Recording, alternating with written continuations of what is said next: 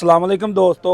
लो जी दोस्तों, असीं अज मौजूद आ एक्सपो सेंटर ते एग्रीकल्चर यूनीवर्सिटी उकाड़ा ਦੇ ਅੰਦਰ ਇੱਥੇ ਮਲਟੀ ਲੇਜ਼ਰ ਵਾਲਿਆਂ ਦਾ ਜਿਹੜਾ ਸਟਾਲ ਲੱਗਾ ਵਾ ਔਰ ਇਹਨਾਂ ਦੇ ਜਿਹੜੇ ਜਦੀਦ ਟੈਕਨੋਲੋਜੀ ਦੇ ਲੇਜ਼ਰ ਲੈਵਲ ਨੇ ਉਹ ਵੀ ਇੱਥੇ ਆਏ ਨੇ ਔਰ ਸਾਡੇ ਨਾਲ ਮੌਜੂਦ ਨੇ ਫਾਰਮਰ ਔਰ ਜਿਹੜੇ ਮਲਟੀ ਵਾਲਿਆਂ ਦਾ ਲੇਜ਼ਰ ਇਸਤੇਮਾਲ ਕਰ ਰਹੇ ਨੇ ਔਰ ਅਸੀਂ ਇਹਦੀਆਂ ਖੂਬੀਆਂ ਔਰ ਖਾਮੀਆਂ ਦੋਸਤਾਂ ਨਾਲ ਸ਼ੇਅਰ ਕਰਦੇ ਹਾਂ ਔਰ ਇਹਦਾ ਮੁਕੰਮਲ ਜਿਹੜਾ ਫੀਡਬੈਕ ਆ ਜ਼ਿਮੀਂਦਾਰ ਦਾ ਜਿਨ੍ਹਾਂ ਨੇ ਕਿ ਇਹਨੂੰ ਇਸਤੇਮਾਲ ਕੀਤਾ ਵਾ ਔਰ ਉਹਨਾਂ ਦਾ ਤਜਰਬਾ ਕੀ ਰਿਹਾ ਵਾ ਆਮ ਲੇਜ਼ਰ ਦੇ ਅੰਦਰ ਔਰ ਇਸ ਲੇਜ਼ਰ ਦੇ ਅੰਦਰ ਕੀ ਫਰਕ ਵਾ ਉਹ ਵੀ ਅਸੀਂ ਦੋਸਤਾਂ ਨਾਲ ਜਿਹੜਾ ਵਾ ਇਹਦੀ ਇਨਫੋਰਮੇਸ਼ਨ ਸ਼ੇਅਰ ਕਰਾਂਗੇ ਔਰ ਇਹ ਜਿਹੜਾ ਲੇਜ਼ਰ ਇਹਦੇ ਅਗਲੇ ਬੰਨੇ ਹੱਲਾਂ ਲਾਈਆਂ ਗਈਆਂ ਉਹਨਾਂ ਦਾ ਕੀ ਮਕਸਦ ਆ ਉਹ ਵੀ ਅਸੀਂ ਗੱਲਬਾਤ ਦੋਸਤਾਂ ਨਾਲ ਕਰਾਂਗੇ। ਸਾਡੇ ਨਾਲ ਮੌਜੂਦ ਨੇ ਜੀ ਜ਼ਿਮੀਂਦਾਰ, ਅਸੀਂ ਇਹਨਾਂ ਨਾਲ ਗੱਲਬਾਤ ਕਰਦੇ ਹਾਂ। अस्सलाम वालेकुम भाईजान। वालेकुम सलाम जी। सर की नाम जी अपना? मेरा नाम जी MSI तूर। अपना केड़ा इलाका जे? मेरा जी जिला फैसलाबाद, तहसील तांदलेवाला, पिंड 423 गाफ बे। ਅਸੀਂ ਅੱਜ ਕਿਹੜੀ ਜਗ੍ਹਾ ਤੇ ਮੌਜੂਦ ਆ ਜਿੱਥੇ ਅਸੀਂ ਇੰਟਰਵਿਊ ਕਰ ਰਹੇ ਹਾਂ? ਅੱਜ ਆਪਾਂ ਉਕਾੜੇ ਜ਼ਰਈ ਯੂਨੀਵਰਸਿਟੀ ਐਕਸਪੋ ਸੈਂਟਰ ਵਿੱਚ ਮੌਜੂਦ ਹਾਂ। ਹਾਂਜੀ, ਅੱਛਾ ਭਾਈ, ਤੁਸੀਂ ਇੱਥੇ ਸਟਾਲ ਤੇ ਆਏ ਜੇ ਮਲਟੀ ਲੇਜ਼ਰ ਵਾਲਿਆਂ ਦਾ ਜਿਹੜਾ ਲੇਜ਼ਰ ਦੇਖਿਆ ਵਾ ਜਦੀਦ ਟੈਕਨੋਲੋਜੀ ਦਾ, ਇਹਦੇ ਬਾਰੇ ਤੁਹਾਡੀ ਕੀ ਫੀਡਬੈਕ ਆ? ਕਿਉਂਕਿ ਤੁਸੀਂ ਇਸਤੇਮਾਲ ਕੀਤਾ ਵਾ ਔਰ ਇਹਦੇ ਵਿੱਚ ਕੀ ਤੁਹਾਨੂੰ ਖੂਬੀਆਂ ਨਜ਼ਰ ਆਈਆਂ ਆਮ ਲੇਜ਼ਰ ਨਾਲੋਂ ਔਰ ਕੀ ਖਾਮੀਆਂ ਨਜ਼ਰ ਆਈਆਂ? ਸਾਡੇ ਦੋਸਤਾਂ ਨੂੰ ਤਫਸੀਲਨ ਵਾਈਜ਼ ਦੱਸੋ ਤੁਸੀਂ। ਵੇਖੋ ਜੀ, ਮੈਂ ਵੀ ਫਾਰਮਰ ਹਾਂ ਤੇ ਜਿਹੜੇ ਹਾਲਾਤ ਵਿੱਚ ਫਾਰਮਰ ਗੁਜ਼ਰਦੇ ਪੈਣ, ਇਸ ਹਾਲਾਤ ਵਿੱਚ ਤਾਂ ਮੁਨਾਫਕਤ ਕੀਤੀ ਨਹੀਂ ਜਾ ਸਕਦੀ ਤੇ ਅਸੀਂ ਇਹਨਾਂ ਦੇ ਕੋਈ ਬ੍ਰਾਂਡ ਐਂਬੈਸਡਰ ਨਹੀਂ ਆਏ। ਬੜੀ ਮੁਸ਼ਕਲ ਨਾਲ ਅਸੀਂ ਪੈਸੇ ਇਕੱਠੇ ਕਰਕੇ ਇੱਕ ਇੱਕ ਚੀਜ਼ ਲੈਂਦੇ ਆ। ਇਹਦੇ ਬਾਰੇ ਮੈਂ ਇਹ ਕਹਿ ਸਕਣਾ ਕਿ 8-9 ਮਹੀਨੇ ਦਾ ਮੇਰਾ ਤਜਰਬਾ ਹੈ, ਉਹ ਤਜਰਬਾ ਮੈਂ ਦੋਸਤਾਂ ਨਾਲ ਸ਼ੇਅਰ ਕਰ ਦੇਣਾ। ਇਸ ਲੇਜ਼ਰ ਤੇ ਦੂਸਰੇ ਲੇਜ਼ਰ ਜ਼ਮੀਨ और आसमान जितना फ़र्क मैं महसूस किया है चला के। किस तरह फ़र्क महसूस किया है कि तुसी सादा जी मिसाल है, रेड़ी नूं बंबां तों फद के छिक्को तो कितना जोर लगता है तो कितनी वो चिकिंदी, तो जे मगरू उन्होंने जाके गिबियां ना धक्का दो तो वो धक्का कितना जानदार और शानदार होंदा है। सो सब तो पहले ना जी चेंजिंग की अगर तुसी आके करीब तो दिखा सको तो इन्हें डिज़ाइन चेंज किया है। सही, ਉਹਨੂੰ ਧੱਕਾ ਅੱਗੂ ਸੀ, ਇਹਨੂੰ ਧੱਕਾ ਉਹਨਾਂ ਪਿੱਛੂ ਲਾਤਾ ਹੈ। ਸਹੀ, ਪਿੱਛੂ ਧੱਕਾ ਲਾਵਣ ਨਾਲ ਔਰ ਬਲੇਡ ਜਿਹੜਾ ਨਾ ਵਕ ਪਾਇਆ ਹੈ, ਇਹ ਮਿੱਟੀ ਨੂੰ ਉਸ ਕਰਾ ਨਾਲੋਂ ਬਨਿਸਬਤ ਡੱਬਾ ਲੱਗੇ ਰੱਖਦਾ ਹੈ ਔਰ ਲੋਡ ਵੀ ਘੱਟ ਪਾਉਂਦਾ ਹੈ। ਲੋਡ ਕਿਉਂ ਘੱਟ ਪਾਉਂਦਾ ਹੈ ਔਰ ਟਰੈਕਟਰ ਸਲਿੱਪ ਕਿਉਂ ਘੱਟ ਕੱਢਦਾ ਹੈ ਕਿ ਇਹਦਾ ਜਿਹੜਾ ਡਾਇਆ ਬਣਿਆ ਹੈ ਨਾ, ਜਿਸੇ ਤਰ੍ਹਾਂ ਹੀ ਮਿੱਟੀ ਵਿੱਚ ਪਾਉਂਦੀ ਜਾਂਦੀ ਹੈ ਤੇ ਇਹ ਲੋਡ ਹੁੱਕ ਤੇ ਡਿਵੈਲਪ ਕਰਦਾ ਜਾਂਦਾ ਹੈ।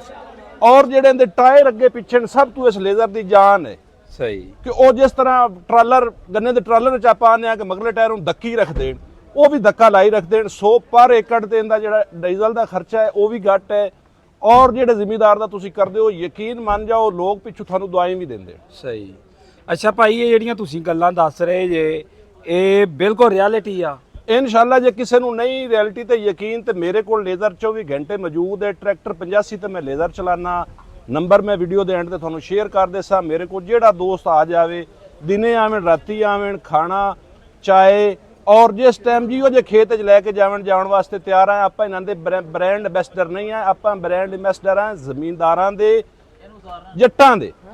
ਸਹੀ, ਅੱਛਾ ਭਾਈ, ਇਹ ਜਿਹੜਾ ਲੇਜ਼ਰ ਵਾ ਇਸ ਲੇਜ਼ਰ ਦੇ ਅੰਦਰ ਔਰ ਆਮ ਜਿਹੜੇ ਲੇਜ਼ਰ ਚੱਲ ਰਹੇ ਨੇ ਉਹਦੇ ਮਟੀਰੀਅਲ 'ਚ ਕਿੰਨਾ ਕੁ ਤੁਹਾਨੂੰ ਫਰਕ ਮਹਿਸੂਸ ਹੋਇਆ ਵਾ? ਬੜਾ ਅੱਛਾ ਸਵਾਲ ਕੀਤਾ। ਆਮ ਲੇਜ਼ਰ ਤੇ ਇਹਦੇ ਮਟੀਰੀਅਲ 'ਚ ਕਮ ਅਜ਼ ਕਮ ਮੇਰੀ ਸਮਝ ਨਾਲ ਕੋਈ 300 kg ਦਾ ਫਰਕ ਹੋਣਾ ਹੈ। ਸਹੀ, ਇਹ 300 kg ਭਾਰਾ ਹੋਣਾ, ਇਹ 1100 kg ਤੋਂ ਉੱਪਰ ਦਾ ਵਜ਼ਨ ਹੈ। ਸੋ ਜਿਤਨਾ ਵਜ਼ਨੀ ਔਜ਼ਾਰ ਹੋ ਸੀ ਉਹ ਚੱਲਣ ਲੱਗਿਆ ਥੋੜਾ ਜਿਹਾ ਲਈ ਸੀ, ਲੇਕਿਨ ਜਦੋਂ ਰੇੜ ਪਉਸੀ ਨਾ ਤੇ ਫਿਰ ਉਹ ਟਰੈਕਟਰ ਦੀ ਜਾਨ ਛੱਡਦੇ ਸੀ। ਕਿਉਂਕਿ ਇਹਦੇ ਤੇ ਟਰੈਕਟਰ ਸਲਿੱਪ ਘੱਟ ਕੱਢਦਾ ਹੈ ਤੇ ਟੋਰਾ ਬਣਦਾ ਹੈ। ਸਹੀ, ਉਹਦੇ ਨਾਲ ਤੁਹਾਡਾ ਟਾਈਮ ਬਚਦਾ ਹੈ ਤੇ ਨਾਲ ਡੀਜ਼ਲ ਵੀ ਬਚਦਾ ਹੈ। ਸਹੀ, ਅੱਛਾ ਭਾਈ, ਜਿਹੜੇ ਇਸ ਦੇ ਮਲਟੀ ਲੇਜ਼ਰ ਵਾਲਿਆਂ ਦੇ ਟਰਾਂਸਮੀਟਰ ਵਗੈਰਾ ਨੇ ਉਹਨਾਂ ਦੇ ਬਾਰੇ ਤੁਹਾਡਾ ਕੀ ਫੀਡਬੈਕ ਰਿਹਾ ਵਾ? ਉਹਨਾਂ ਨੇ ਤਾਂ ਕੋਈ ਮਸਲਾ ਮਸਾਇਲ ਨਹੀਂ ਕੀਤਾ ਤੁਹਾਡੇ ਨਾਲ? ਵੇਖੋ ਜੀ, ਇਲੈਕਟ੍ਰੋਨਿਕਸ ਹੈ, ਹਲਕਾ ਫੁਲਕਾ ਮਸਲਾ ਮਸਾਇਲ ਆ ਜਾਂਦਾ ਹੈ, ਲੇਕਿਨ ਅਸਲ ਚੀਜ਼ ਹੈ ਮਸ਼ੀਨ ਮਾਸ ਦੀ ਜਿਹੜੀ ਹੈ ਉਹਦੀ ਅੱਜ ਤੱਕ ਮੈਨੂੰ ਕੋਈ ਕੰਪਲੇਨ ਨਹੀਂ ਆਈ। ਦੂਸਰੀਆਂ ਚੀਜ਼ਾਂ ਨਵੇਂ ਡਰਾਈਵਰ ਹੁੰਦੇ ਹਨ, ਬਟਨਾਂ ਦਾ ਗਲਤ ਇਸਤੇਮਾਲ, ਹੁੱਲ ਜੱਕਾ ਲੱਗਾ, ਬਟਨ ਗਣਾ ਦਬੀ ਗਿਆ, ਅੰਦਰ ਚਲਾ ਗਿਆ, ਉਹ ਪ੍ਰੋਬਲਮ ਹੋ ਸਕਦੀ ਹੈ। ਲੇਕਿਨ ਮਸ਼ੀਨ ਉਹ ਮੇਰੇ ਕੋਲ 7 ਏਕੜ ਤੱਕ ਰੇਂਜ ਦਿੰਦੀ ਪਈ।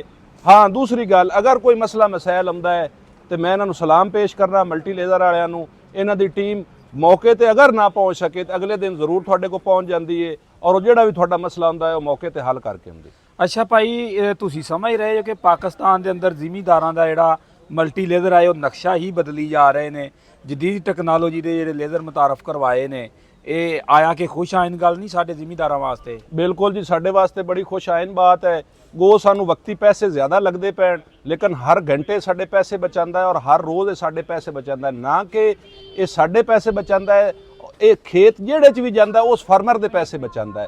ਜਿਸ ਤਰ੍ਹਾਂ ਮੈਂ ਕਹਿੰਦਾ ਹੁੰਦਾ ਕਿ ਸੋਲਰ ਪਲੇਟਾਂ ਜਿੰਨਾ ਲਿਆਂਦੀਆਂ, ਅੱਜ ਤੋਂ 3 ਸਾਲ ਪਹਿਲੇ ਮੈਂ ਸੋਲਰ ਲਗਵਾਇਆ ਸੀ ਤੇ ਮੈਂ ਉਹਨਾਂ ਨੂੰ ਦਵਾਈ ਦਿੰਦਾ ਸੀ, ਸਹੀ, ਨਹੀਂ ਤਾਂ ਹੁਣ ਤਾਂ 2-2 ਕਿੱਲੇ ਬੋਏ ਵੇਚ ਲੈਣੀ ਹੈ। ਸਹੀ। ਤੇ ਇਸੇ ਤਰ੍ਹਾਂ ਹੀ ਮੈਂ ਇਹ ਲੇਜ਼ਰ ਲੈ ਕੇ ਵੀ ਇਹਨਾਂ ਨੂੰ ਦਵਾਈ ਦੇਣਾ, ਕਿਉਂਕਿ ਇਹ ਮੈਨੂੰ ਵੀ ਪੈਸੇ ਕਮਾ ਕੇ ਦਿੰਦਾ ਹੈ ਔਰ ਫਾਰਮਰ ਦੇ ਪੈਸੇ ਵੀ ਇਹ ਬਚਾਉਂਦਾ ਹੈ ਵਕਤ ਦੀ ਸੂਰਤ ਵਿੱਚ। ਸਹੀ।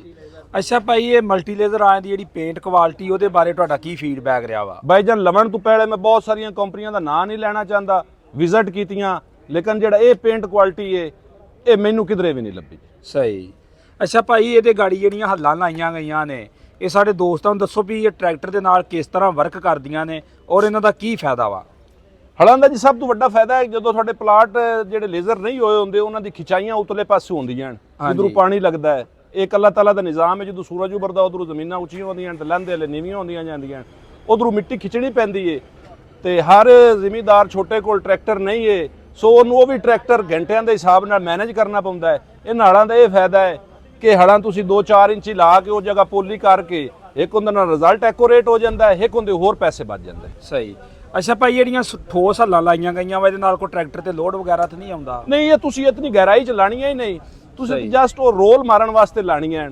ਸੁੱਕੀ ਭੂਮੀ ਪੱਟ ਲਓ ਤੇ ਹਰਜ ਕੋਈ ਨਹੀਂ, ਨਿੱਗਰ ਲੋਹਾ ਲੱਗਾ ਹੋਇਆ, ਅਗਰ ਕਰੀਬ ਤੋਂ ਆ ਕੇ ਦਿਖਾ ਸਕੋ ਤੇ ਨਿੱਗਰ ਲੋਹਾ ਹੈ। ਸਹੀ। ਇਹ ਆਪਣੀਆਂ ਜਿਹੜੀਆਂ ਆਮ ਹਲਾਂ ਉਹਨਾਂ ਨੂੰ ਕੋਟ ਡਬਲ ਹੈ। ਸਹੀ। ਹਾਂ, ਅਗਰ ਤੁਸੀਂ ਆਖੋ ਕਿ ਪੱਕੇ ਵਾੜ ਦੀਆਂ ਜ਼ਮੀਨਾਂ ਤੋਂ ਉਹਨਾਂ 'ਚ ਇਹਨਾਂ ਨੂੰ ਪਾ ਦਿੱਤਾ ਜਾਵੇ ਤਾਂ ਉੱਥੇ ਸ਼ਾਇਦ ਇਹ ਕਾਮਯਾਬ ਨਾ ਹੋਣ। ਸਹੀ। ਅੱਛਾ ਭਾਈ, ਇਹਦੇ ਅਗਲੀ ਸਾਈਡ ਤੇ ਆਣ ਕੇ ਇਹਦੀ ਸੰਭਲੀ ਦੇ ਬਾਰੇ ਥੋੜਾ ਜਿਹਾ ਦੱਸੋ ਕਿ ਸੰਭਲੀ ਜਿਹੜੀ ਆ ਉਹਦੇ ਬਾਰੇ ਤੁਹਾਡਾ ਕੀ ਫੀਡਬੈਕ ਰਿਹਾ ਵਾ? ਕਿਉਂਕਿ ਸੰਭਲੀਆਂ ਅਕਸਰ ਲੀਕ ਕਰ ਜਾਂਦੀਆਂ, ਜੈਕ ਲੀਕ ਕਰ ਜਾਂਦੇ ਨੇ, ਬੜੇ ਮਸਲੇ ਪ੍ਰੋਬਲਮ ਆਉਂਦੇ ਨੇ। ਤੁਹਾਡਾ ਕੀ ਫੀਡਬੈਕ ਰਿਹਾ ਇਸ ਸੰਭਲੀ ਦੇ ਬਾਰੇ? ਸੰਭਲੀ ਇਹਨਾਂ ਦੀ ਬਿਲਕੁਲ ਮੇਰੇ ਕੋਲ ਜ਼ਬਰਦਸਤ ਚੱਲਦੀ ਪਈ ਹੈ, ਜੈਕ ਜ਼ਬਰਦਸਤ ਚੱਲਦਾ ਪਿਆ ਹੈ। ਤੁਹਾਨੂੰ ਦੱਸਿਆ ਕਿ ਮਸ਼ੀਨਾਂ 'ਚ ਕੋਈ ਇੱਕ ਦੁੱਕਾ ਮਸਲਾ ਆਉਂਦਾ ਸੀ ਤੇ ਉਹ ਮੌਕੇ ਤੇ ਜਾ ਕੇ, ਚੂੰਕਿ ਅਸੀਂ ਨਵੇਂ ਬੰਦੇ ਸੀ, ਸਾਨੂੰ ਵੱਲ ਵੀ ਪ੍ਰੋਪਰ ਨਹੀਂ ਆਉਂਦਾ ਸੀ ਤੇ ਅਸੀਂ ਵੀ ਗਲਤੀ ਕਰ ਬੈਂਦੇ ਆ, ਤੇ ਉਹ ਮੌਕੇ ਤੇ ਜਾ ਕੇ ਠੀਕ ਕਰ ਦਿੰਦੇ ਹਨ। ਹੁਣ ਮਾਸ਼ਾਅੱਲਾ ਕੋਈ 4 ਮਹੀਨੇ ਹੋ ਗਏ ਅਸੀਂ ਬਿਲਕੁਲ ਇੱਧਰ ਨਾ ਦੀਪਾਲਪੁਰ ਵਾਲੇ ਉੱਧਰ ਗਏ ਤੇ ਨਾ ਅਸੀਂ ਦੀਪਾਲਪੁਰ ਆਏ। ਸਹੀ। ਅੱਛਾ, ਅਹਿਮਦ ਸਈਦ ਤੂਰ ਮੇਰਾ ਨਾਂ ਹੈ, ਜ਼ਿਲ੍ਹਾ ਫੈਸਲਾਬਾਦ, ਤਹਿਸੀਲ ਤਾਂਦਲਿਆਲਾ, ਪਿੰਡ ਚੱਕ ਨੰਬਰ 423 GB।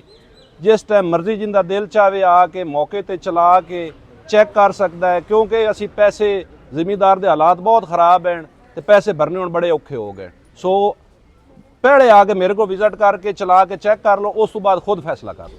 ਅੱਛਾ ਭਾਈ, ਇਹ ਇੱਕ ਹੋਰ ਆਖਰੀ ਸਵਾਲ ਆ, ਇਸ ਲੇਜ਼ਰ ਦੇ ਰੇਟ ਵਿੱਚ ਔਰ ਆਮ ਲੇਜ਼ਰ ਦੇ ਰੇਟ ਵਿੱਚ ਅੱਜ ਦੇ ਹਾਲਾਤਾਂ ਦੇ ਮੁਤਾਬਕ ਕਿੰਨਾ ਕੁ ਡਿਫਰੈਂਸ ਆ? ਮੈਂ ਜਦੋਂ ਇਹ ਲਿਆ ਸੀ ਤੇ ਮੈਂ ਸਾਰੇ ਲਿਆ ਸੀ 12.5 ਲੱਖ ਦਾ, ਅੱਜ ਦਾ ਰੇਟ ਦਾ ਮੈਨੂੰ ਨਹੀਂ ਪਤਾ। ਸਹੀ। ਤੇ ਮੇਰਾ ਤਾਂ ਪੂਰਾ ਸ਼ੁਰਾ ਹੋ ਗਿਆ ਹੋਇਆ ਜੀ। ਸਹੀ। ਠੀਕ ਹੈ ਜੀ।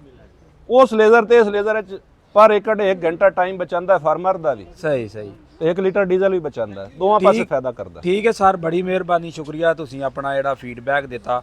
ਲਓ ਜੀ ਦੋਸਤੋ, ਅਗਰ ਵੀਡੀਓ ਅੱਛੀ ਲੱਗੇ ਤਾਂ ਵੀਡੀਓ ਨੂੰ ਲਾਈਕ ਕਰਨਾ, ਸ਼ੇਅਰ ਕਰਨਾ, ਚੈਨਲ ਤੇ ਨਵੇਂ ਤੇ ਚੈਨਲ ਨੂੰ ਕਰ ਲੈਣਾ ਸਬਸਕ੍ਰਾਈਬ ਤੇ ਦੁਆਵਾਂ ਵਿੱਚ ਰੱਖਣਾ ਯਾਦ। ਓਕੇ, ਅੱਲਾ ਹਾਫਿਜ਼।